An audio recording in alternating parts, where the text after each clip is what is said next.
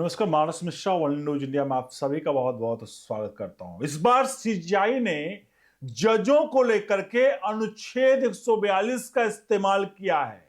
जी हां, जजों को लेकर के अनुच्छेद 142 का इस्तेमाल, जो कि आपको बता दें, यह अनुच्छेद 142 का इस्तेमाल बहुत बार किया जा चुका है, लेकिन पहली बार यह जजों के ऊपर इस्तेमाल करके आखिरकार चीफ जस्टिस ऑफ इंडिया ने क्या फैसला लिया है और न्यायाधीशों पर यह बड़ी गाज है, आपको दिखाएंगे।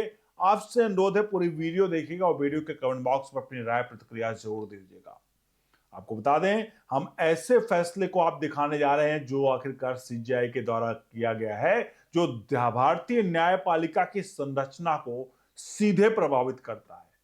सुप्रीम कोर्ट ने हाल ही में संविधान के अनुच्छेद 142 की असाधारण शक्तियों का प्रयोग करते हुए जिला जजों के पदों को भरने की प्रक्रिया में स्पष्ट दिशा निर्देश जारी कर दिए गए हैं।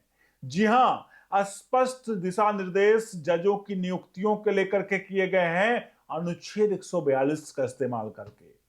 अगर आप लोगों में से कुछ लोगों को नहीं पता है कि आखिरकार क्या है अनुच्छेद 142, तो थोड़ा समझ लीजिए। अनुच्छेद 142 हमारे देश के जजों को वो पावर दी गई है जो किसी भी उसको लेकर के फैसला ले सकते हैं किसी भी मुद्दे पर, और उसके फैसले को पूरे देश भर में लागू किया जाना ये सरकारों का कहीं ना कहीं कंपल्सन है। हर एक नागरिक को उसको मानना बाध्यता है, यानी कि ये एक तरह से ब्रह्मास्त्र है।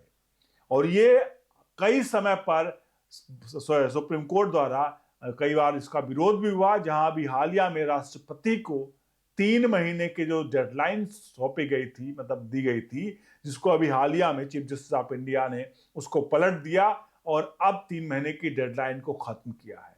यानी अनुच्छेद 142 इस तरह से जजों का बड़ा हथियार था, लेकिन अब उसी हथियार के द्वारा सीजीआई ने जजों के ऊपर ही एक बड़ा ही फैसला ले लिया है। यह फैसला जो है वो अखिल भारतीय जजों संघ बनाम भारत संघ के में मामले में आया, जहां चीफ जस्टिस ऑफ इंडिया की अध्यक्षता वाली 5 जजों की सुनवाई कर रही थी और इसका ऐतिहासिक निर्णय सुनाया गया है। अनुच्छेद 142 जो सुप्रीम कोर्ट को पूर्ण न्याय सुनिश्चित करने की व्यापक शक्ति प्रदान करता है, यह एक महत्वपूर्ण भूमिका निभा रहा है। यह अनुच्छेद कोर्ट को ऐसी स्थिति में हस्तक्षेप करने की अनुमति देता है जहां मौजूदा कानून या नियम पूर्ण न्याय की मांग को पूरा न कर सके। इस फैसले में कोर्ट ने जिला न्याय के पदों पर पदोन्नत न्यायिक अधिकारियों के लिए किसी विशेष कोटा या वेटेज की संभावना को पूरी तरह से खारिज कर दिया है। साथ ही उच्च न्यायिक सेवा में सीधी भर्ती के आसमान प्रतिनिधित्व को कई राष्ट्र व्यापी समस्या नहीं माना है। अब इस फैसले के पहलू को थोड़ा समझें तो कुछ फैक्ट्स पर आधारित चीजें को आपको थोड़ा बता देते हैं। सबसे पहले अनुच्छेद 142 को जो समझना जरूर, क्योंकि यह इस फैसले का केंद्र बिंदु वही है। भारतीय संविधान का अनुच्छेद 142 सबसेक्शन 1 कहता है कि सुप्रीम कोर्ट अपनी आधिकारिकता के लिए दायरे में किसी भी मामले में ऐसा डिक्री पास कर सकता है या आदेश दे सकता है जो उसके पूर्ण विचार में न्यायपूर्ण है, उसके विचार में न्यायपूर्ण न्याय के लिए आवश्यक है। यह शक्ति असीमित है, लेकिन इसका इस्तेमाल केवल तब किया जा सकता है जब अन्य कानूनी उपाय अपर्याप्त साबित हो। इस मामले में कोर्ट ने ठीक यही किया। मौजूदा नियमों में सीनियरिटी और पदोन्नति की प्रक्रिया में अस्पष्टताएं थी, जो न्यायिक अधिकारियों के बीच असंतोष पैदा कर रही थी। अनुच्छेद 142 के तहत कोर्ट ने इस अस्पष्टताओं को दूर करने के लिए दिशा निर्देश जारी किए हैं, जो उच्च न्यायिक सेवा के नियमों में शामिल हो जाएंगे। यह पहली बार नहीं है जब अनुच्छेद 142 का इस्तेमाल हुआ है। उदाहरण के लिए दिल्ली जल बोर्ड मामले में कोर्ट पर्यावरण संरक्षण के लिए इस शक्ति का प्रयोग किया गया था, लेकिन यहां न्यायपालिका के आंतरिक ढांचे को मजबूत करने के लिए किया गया है। कोर्ट ने स्पष्ट कहा है कि ये दिशा निर्देश वर्तमान स्थिति को ध्यान में रखते हुए दिए गए हैं और भविष्य में इन पर पुनर्विचार संभव है।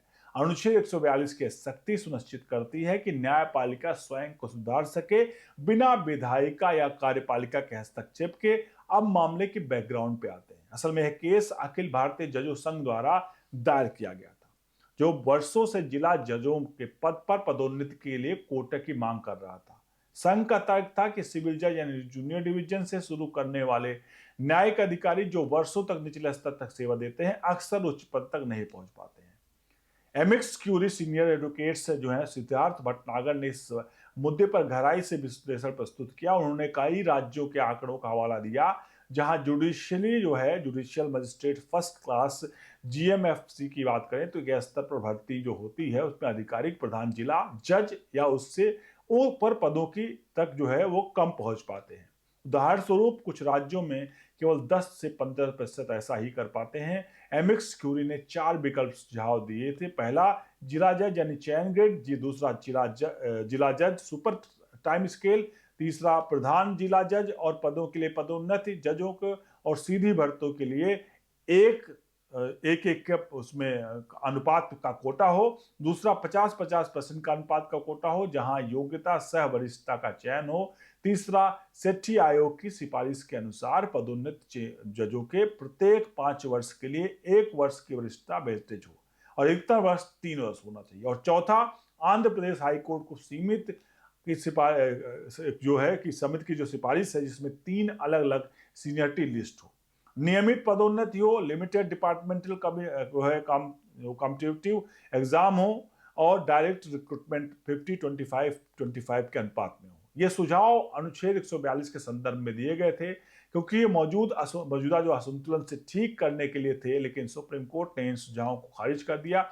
5 जजों की बेंच ने इसको लेकर के सुनवाई की और इस पर फैसला लिया गया। इसमें फैसले में कहा गया कि न्यायिक अधिकारियों के बीच नाराजगी की भावना किसी कृत्रिम वर्गीकरण को जायज नहीं ठहरा सकता है। कोर्ट ने जोर दिया कि विभिन्न स्रोतों की भर्ती, नियमित पदोन्नति, एलसीडी जो है उसमें एलडीसीई और डायरेक्ट रिक्रूटमेंट एक सामान्य संवर्ग में मिल जाती है और वार्षिक रोस्टर के अनुसार वरिष्ठता तय होती है। एक बार पदोन्नति हो जाने पर अधिकारी अपना मूल स्रोत खो देते हैं। अनुच्छेद 142 का यहाँ इस्तेमाल इसलिए महत्वपूर्ण है क्योंकि कोर्ट ने कहा कि यह शक्तिपूर्ण न्याय के लिए है और वर्तमान प्रक्रिया पहले से पर्याप्त अवसर प्रदान करती है। कोर्ट ने रजनीश कुमार मामले में जिक्र किया जहां हाल ही में फैसला आया सेवारत न्यायिक अधिकारी जिला जजों के लिए डायरेक्ट रिक्रूटमेंट परीक्षा दे सकते हैं बशर्ते सेवा अवधि की कमी हो। इससे पदोन्नति के अवसर बढ़ जाते हैं और कोर्ट ने यह भी स्पष्ट किया कि व्यक्तिगत आकांक्षाएं सीनियरिटी नियमों को निर्देशित नहीं कर सकती हैं। अनुच्छेद 142 की भूमिका को और गहराई से देखें तो यह अनुच्छेद सुप्रीम कोर्ट को विधायी या प्रशासनिक रिक्तियों को भरने की क्षमता देता है। इस मामले में कोर्ट ने हाई कोर्ट्स और राज्य सरकारों को निर्देश दिया है कि वे इन दिशा निर्देशों को लागू करें। अनुच्छेद 142 के बिना यह बदलाव संभव ना हो पाता क्योंकि मौजूदा नियम अस्पष्ट थे।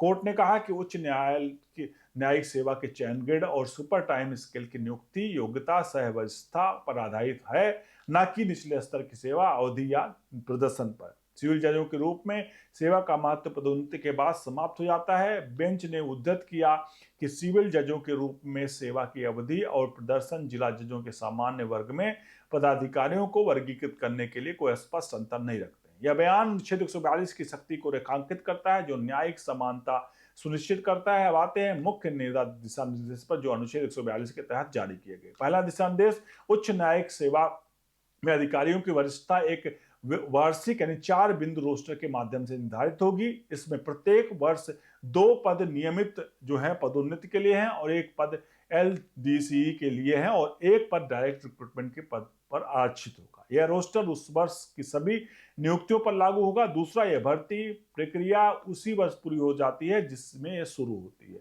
तो सभी नियुक्तियां उसी रोस्टर के अनुसार परिष्ठता पाएंगी। यह भी यदि विलंब होता है लेकिन अन्य स्रोतों से कोई नियुक्ति नहीं हुई तो विलंबित उम्मीदवार को भी उसी वर्ष के रोस्टर का लाभ मिलेगा। और तीसरा, यदि किसी वर्ष की नियुक्तियां उसी वर्ष में भरी ना जाए तो बाद में भर्ती के भरे गए उस वर्ष के रोस्टर में ही वरिष्ठता मिलेगी जिसमें प्रक्रिया समाप्त हुई।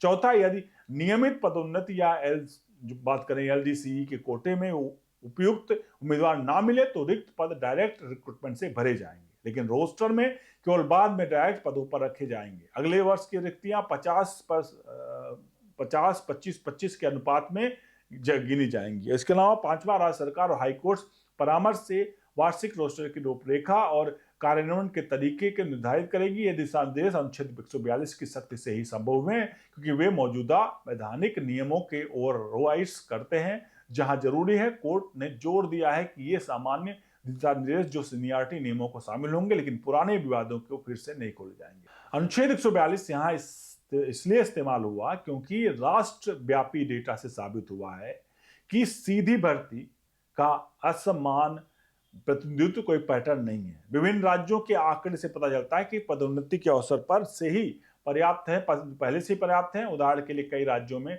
70-80% तक पदोन्नति से भरे जाते हैं। कोर्ट ने कहा कृत्रिम वर्गीकरण से संवर्ग एकता भंग होगी, अनुच्छेद 142 के पूर्ण न्याय के सिद्धांत के विरुद्ध है। इसलिए फैसले का प्रभाव व्यापक है। यह सुनिश्चित करता है कि जिला जजों का संवर्ग एक समान रहे, बिना किसी स्रोत आधारित भेदभाव से। साफ तौर पर अनुच्छेद 142 का यह प्रयोग न्यायपालिका को अधिक पारदर्शी बनाता है।